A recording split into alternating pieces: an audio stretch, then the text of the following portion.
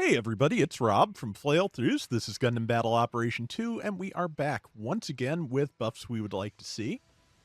Um, Starting off this week, we are going with the Guntank and Guntank mass production type. Guntank starts at 350, has pretty good range for its cannons. It does decent damage, but it's definitely it has, I feel like, kind of two problems. One is that it is once again built for an older version of the game and does not really have a skill set that is conducive to the current state of things. And the other problem being that, like a lot of slow moving supports, it's kind of built for a way that the player base does not tend to play the game. So, hopefully, I think both of those problems can be addressed. But what have you got, Salty? Uh, I'm in the MPT version. He's in the standard. These were some of my favorite suits to use in the original, GBO one. Very fun. Packed a serious wallop, and the bot missiles in the first game also did what was like a micro stun. So if you had like a charging weapon or what have you, it would interrupt that action. It would make you stop charging. It would disengage the charge entirely. So it made fighting suits with bot missiles or leg pods kind of annoying. Um, so in GBO2, their stick is just be long range and try to pelt the enemy team, which they can do if the team is willing to protect them, because Guntanks are notoriously very, very, very bad at defending themselves. They have a really good downswing, as you just seen Rob do. Um, so a lot of the weapons are very inconsistent on this suit. The cannons on mine are 800 meters on the Guntank MPT. Rob's has was it 750 meters on his cannons. Mm-hmm. The problem is the ammo consistency is kind of weird. Like my cannons have 12 shots, but the canister shots have 6, and I think it's like 2 more on the Guntank per cannon. And the bot missiles, they're not great. They practically need the full mag to stun, or I guess you can just ignore my stun, I guess. I did But get stunned, so oh, did you? yes, Okay. I did. So there's just a so wide amount of problems with the gun tank. Like the cannons, for one, they're 120, and this is for both these tanks. They're 120 millimeter APHE, which means armor piercing high explosive. One thing they could do is make the cannons pierce targets and explode behind the targets, leading for multiple targets getting stunned. I think that'd be really neat. Or just punch through shields, so they just ignore shields altogether, which again would be very useful for the suit. Uh, Make the canister shot actually start build stunning, as it can't. It does not have any build stun whatsoever to the suit, to anything you shoot at. So, which is pretty bad. Um, I would like to also give it high performance radar. Or not, that's not that skill, but oh heck, what was that skill? Scouting parallel processing device. Yes, level 2, um, which allows us to swap weapons while scoped in. With the gun tank, you're out to get as much damage as you can. You have to be crouched, you have to be scoped in, and you need to work your weapons back and forth until you're out of ammo. Um, for the bot missiles, these need to fire like the gun tank assaults, rapid fire, up the ammo to 50, and just pelt people. Give it like, I don't know, each shot maybe 10% stun rate. That'll help you help just stop things getting close. What do you think, Rob? I think you're on the right track here. I The one thing I was thinking about in terms of armor piercing high explosive shots is if anything that has that, even if it doesn't like specifically pierce or ignore shields. We do have weapons now in the game that ignore some or all of your defense value, and I feel like that would be a good possibility for the gun tanks as well. I definitely agree with the scouting parallel processing device idea. There's no reason. I mean, again, the gun tank technically is designed for two people to be operating, so just you can rationalize it very easily by saying there's a second imaginary pilot in there doing the extra work. Yeah. Um, I'd honestly like to see a game where like someone else can board the gun tank and like man the weapons while you move or something like that. I think that would be fun, but maybe not practical for a game like this.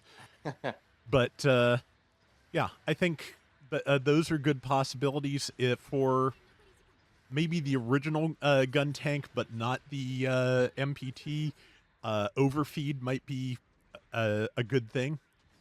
Might be overdoing it with all the other things we're talking about, but I feel like it would not be a bad plan. Beyond that, yeah, I don't know. I feel like for the most part, I think what we've talked about so far would cover it. But yeah, I also do feel like it needs more hit points. More hit points, more defense, possibly both. Because, yeah, especially the original gun tank. Because, yeah, this is, of course, one of the V Project suit to this Luna Titanium mobile suit. It only has 13,000 hit points at 350. Yeah. Which the Gym Raid has more hit points than this. Fortunately, the Gym Command Light Armor doesn't. I was kind of curious about that. It does have 11,000 instead of 13. But yeah, just gun tank could stand to be a little bit hardier because, I mean, granted, plot armor, but all of the V Project suits stand up to incredible amounts of punishment in the original series. So, Actually, the Guntank of all things, it got its butt beat a lot, and most of the time it maybe lost a cannon or lost a track, and that's it. yeah, like I mean, the Gundam took fair damage from on and off. The gun cannon, lost a foot at one point, but that's except for damage to the cannons, the gun tank got off relatively lightly for as much as it was targeted. So, yeah, it definitely needs to be hardier.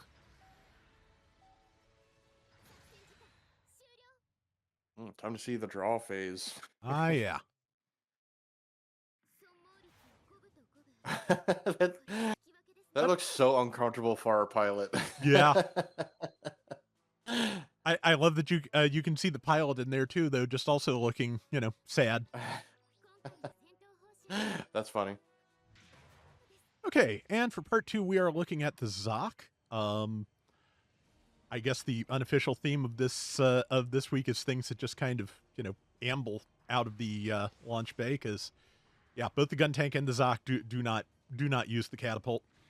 But yeah, the Zock, of course, starts at 450. It is a support. It has some really good, really damaging weapons, but it has 2 of them. It has the chargeable quad megaparticle cannon, which does do really, really good damage. And it has the, well, I'm also 3 levels down from Salty. It also has the Phonon Mazer, which is a charging Garaby weapon, which does hit hard and cause heavy stagger. And yeah, the cooldown time is pretty decent. But yeah, just like the Zock can be pretty terrifying, but the big issue with it we were talking about is the fact that it only at the moment has 2 ranged weapons, which just like the Guntank, they're not having. It has 4 weapons, but still, that's actually kind of a low number anymore for how this works. Before I hand over to Salty and forget, it does also have the reverse skill, which lets you just change directions immediately for the cost of some boost. and supposedly has stun resistance while it's doing that. I just have never actually used it very well, so I have not noticed that. I'm gonna have to give that a try. But anyway, Salty, what have you got? So when this was introduced in GBO2, this was actually the better XAML. Mm-hmm. Because originally, and the XAML has gotten like how many buffs now? 7, and now it's finally in a really, really good spot. Mm-hmm. I don't think this suit has gotten a buff since it's launched. I think it But got one, but I'm not 100% has it? sure. I think so. Uh, as of right now, it's definitely in the need of a buff. It only has the quad mega particle cannons and of course the photon laser beam, which it's not bad. These weapons are really spicy. I took it out into practice yesterday or this morning or when I got off of work. There we go. And I was doing like 5,000 a shot uncharged. That's not bad. That's really not bad. You could fire it 4 times. The problem is like it's got a rather long downtime. The photon laser beam, it's not bad, but you're stopped. You have to stop to fire. You can't move. Um, the problem is this suit is insanely easy to stun. It does not have damage control. Somebody can roll up with any build stagger weapon, and there's plenty now at every cost that this thing is available that will instantly stun this thing. And it not being too relatively long range, boy, if there's a Unit 5 using its minigun, yeah, might as well just put your controller down because he's going to stun you before you stun him, especially with the uh, that one perk it gets with the minigun, Oh yeah. the overfeed. Mm-hmm. So, if it was up to me, this would get a nice little buff in the form of a secondary weapon, in the form of just allow you to alt fire each mega particle cannon. Uh, maybe I don't know. I'm not really good at making like ideas for like percentage for the heat rate, but I would like to say give it 24 shots before it overheats. Maybe stun in 5 shots, but like let the shots do at least a good meaty 1,500 per beam. I think that'd be pretty fair. And from there you could just like see like the damage is so inconsistent. The first shot only did 1,400. The second shot did 3,000. So it definitely needs some buffers on it. Maybe up the melee party to level 3. Honestly, I mean, look how big this thing is. This thing is like 2 Grandpa Gundams in height. So it definitely should be swinging at like level 3 priority. Yeah, it What does. do you think? It does have a very heavy swing. It does. The swing is knockdown for all levels, or for all swings, which is not bad. I Yeah, I do feel like a higher priority. Again, just there's only limited ways you can defend yourself when something gets up on you. And yeah, stun defense is a serious thing. Like this is one of those that it's kind of hard to do because just it is very, strong in the right hands and the right situation. It's just surviving when you're not in that situation that it is that it becomes really kind of difficult to deal with. I do like the idea of just kind of a like Gatling like configuration as another, as a quad megaparticle cannon sub weapon. Just something, this is another one of those suits where if you overheat things, it can end up with no ranged weapons for a while, and that is a problem. Because yeah, the I think they did reduce the cooldown on the quad megaparticle cannons because I remember being stuck with those for longer than I just was. But also when something is up on you or you're trying to take something down, just that, you know 15 seconds or however long it is does feel like forever. Um yeah, again, just kind of a balancing act just because of the just because it does have a lot of, high damage potential. But I think part of it is, hey, throw a charge shot at me. I'm going to count down. I want to try this reverse skill and see if it works. Okay. 3, 2, 1, go. I was not... Well, thanks to shock dampeners, I did tank that, but... That did a lot of damage. Yeah, it did. As always, when we do these, Salty is bringing out basically his best, and I am bringing out a level 1 with no parts. So yeah, just he is going to get the best possible damage out of this. Okay, yeah, the shock dampeners are doing work. Yeah, just instant stun. Instant stun it can deal with. Build stun, not so much. I feel like if they don't up the melee priority, I feel like offense system on this thing would be good. Yeah, actually, that could so work. You can't get stunned out of your swing, or you could you'll take a hit in melee, but you're gonna just swing through them anyway and still hit them. Mm-hmm. Because that downswing, it lasts a good bit, and it's not a weak downswing by any means. Like, yeah, 4K. That's nice. That's a meaty downswing. Yeah, it is also an extremely telegraphed downswing. So it's not like it can be countered though. No, you get knocked down. Mm-hmm. Yeah, Zock is cool. That's another skill that might work for this because it is so huge. Isn't there a skill? I'm almost certain there's a skill. I think the prototype Psycho Gundam has something that does it that causes knockdown when you tackle things. Yeah, Psycho Gundam has that, and that'd be. Oh, the Game Walk does that too. Yeah, that biosensor mode.